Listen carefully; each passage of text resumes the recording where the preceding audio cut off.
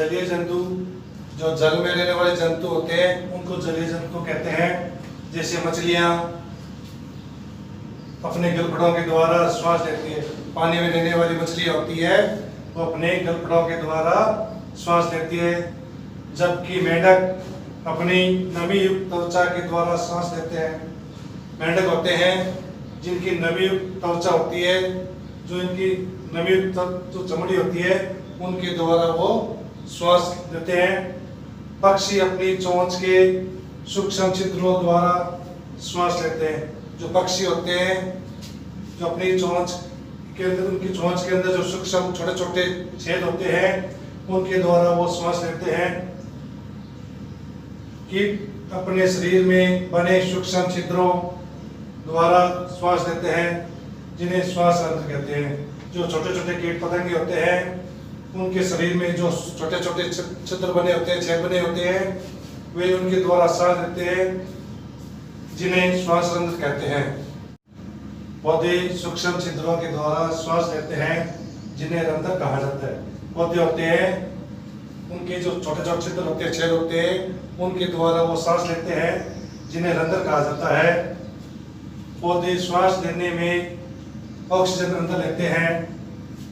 जब पौधे श्वास लेते हैं ना तो ऑक्सीजन लेते हैं, अपने अंदर लेते हैं, किंतु प्रकाश संश्लेषण के समय कार्बन डाइऑक्साइड अंदर लेते हैं। जब प्रकाश संश्लेषण के समय पौधे कार्बन डाइऑक्साइड अंदर लेते हैं। सजीव वस्तुएं गति करती है। तो सजीव जितनी वस्तुएं होती है वो गति करती है।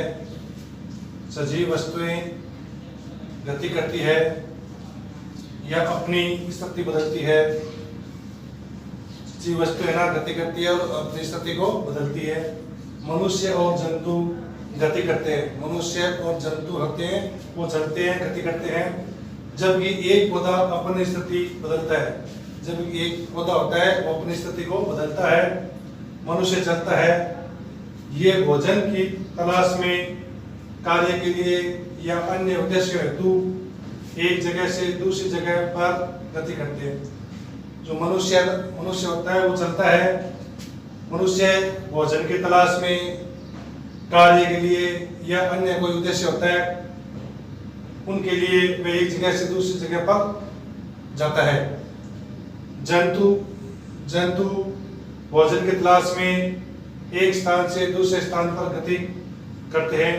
जंतु होते हैं वो भोजन की तलाश में एक जगह से दूसरी जगह पर जाते हैं।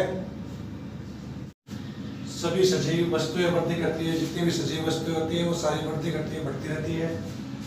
सभी सजीव वस्तुएं लगातार वृद्धि करती है। जितनी भी सजीव वस्तुएं होती है वो लगातार वृद्धि करती रहती है। एक बच्चा लड़का बन जाता है। एक छोटा बच्चा होता है वो क्या वृद्धि कर लड़का बन जाता है।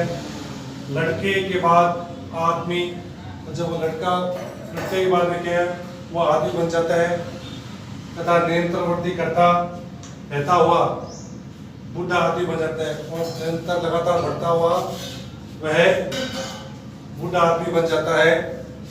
पौधे पूरे जीवन लगातार वृद्धि करते हैं। जो पौधे होते हैं वो भी पूरे जीवन में लगातार वृद्धि करते रहते हैं। सजीव वस्तुएं प्रजनन करती है। जितनी भी सजीव वस्तुएं होती है वो प्रजनन करती है। प्रजनन का अर्थ सभी वस्तुएं अपने वंश को बनाए रखने के लिए बच्चों को जन्म देती है, इसे प्रजनन कहते हैं। प्रजनन का अर्थ होता है कि सभी वस्तुएं होती है वो अपने वंश को बनाए रखने के लिए बच्चों को जन्म देती है, उसे प्रजनन कहते हैं। मनुष्य और जीव जंतु बच्चों को जन्म देते हैं। मनुष्य और जीव जंतु होते हैं वो अपने बच्चों को जन्म देते हैं। उदाहरण के लिए गाय बछड़े को जन्म देती है, शेरनी शावक को जन्म देती है। शावक मतलब शेरनी का छोटा बच्चा, क्योंकि उनको अध्याय 2 आपको पढ़ा दिया था। ये अध्याय 2 पूर्ण हो गया है। सजीव और निर्जीव इसके बारे में आपको समझाया गया, बताया गया है। अब इसके प्रश्नोत्तर है, ये आपको मैं बता रहा हूँ। पहले इसके रेगिस्तान, पहला रेगिस्तान है इसका, वस्तुओं को भागों में बांटा गया है। वस्तुओं को 2 भागों में बांटा जाता है। तो इनमें से क्या 2 लिख देंगे हम रेगिस्तान के अंदर। अब अगला प्रश्न है, पौधे के सूक्ष्म छिद्रों को कहते हैं, क्या कहा जाता है? रंध्र कहा जाता है। इसमें रंध्र बनेंगे। तीसरा, जंतु द्वारा सांस लेते हैं। जंतु किसके द्वारा सांस लेते हैं? फेफड़ों के द्वारा सांस लेते हैं, तो यहाँ पे फेफड़ा भरेंगे।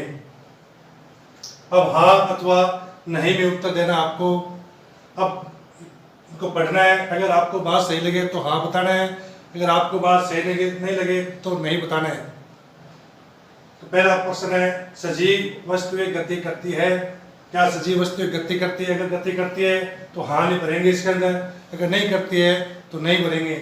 तो सजीव वस्तुएं गति करती है, इसका मतलब इसमें हाँ भरा जाएगा, तो इसमें क्या भरेंगे? हाँ भरेंगे। अब अगला, मनुष्य और जीव जंतु बच्चों को जन्म देते हैं। अगर मनुष्य और जीव जंतु बच्चों को जन्म देते हैं तब इसके अंदर हाँ भरेंगे, अगर नहीं देते हैं तो इसका उत्तर नहीं होगा, लेकिन इसका उत्तर हाँ होगा। क्यों? कि मनुष्य और जीव जंतु बच्चों को जन्म देते हैं। अगला, निर्जीव वस्तुएं गति करती है। अगर निर्जीव वस्तुएं गति करती है तो इसके अंदर हाँ भरेंगे, अगर गति नहीं करती, गति पर चलना, अगर गति नहीं करती है तो ना भरेंगे। तो जैसे निर्जीव वस्तुएं गति करती है तो नहीं, क्योंकि निर्जीव वस्तु कभी गति नहीं करती है। एक स्थान के बाद में प्रश्न है, इसके प्रश्न 2 है। तो पहला प्रश्न है, सजीव वस्तुएं गति किस प्रकार करती है? जो सजीव वस्तुएं होती है वो गति किस प्रकार करती है? इसका उत्तर है, सजीव वस्तुएं अपनी आवश्यकताओं की पूर्ति हेतु एक जगह से दूसरी जगह पर गति करते हैं। जो सजीव वस्तुएं होती है वो अपनी जितनी आवश्यकता होती है उनकी पूर्ति के लिए वह एक जगह से दूसरी जगह पर जाकर गति करती है। अब दूसरा प्रश्न, पौधे प्रकाश संश्लेषण में कौन सी गैस लेते हैं? पौधे होते हैं ना, वो प्रकाश संश्लेषण के समय में कार्बन डाइऑक्साइड गैस अपने अंदर लेते हैं।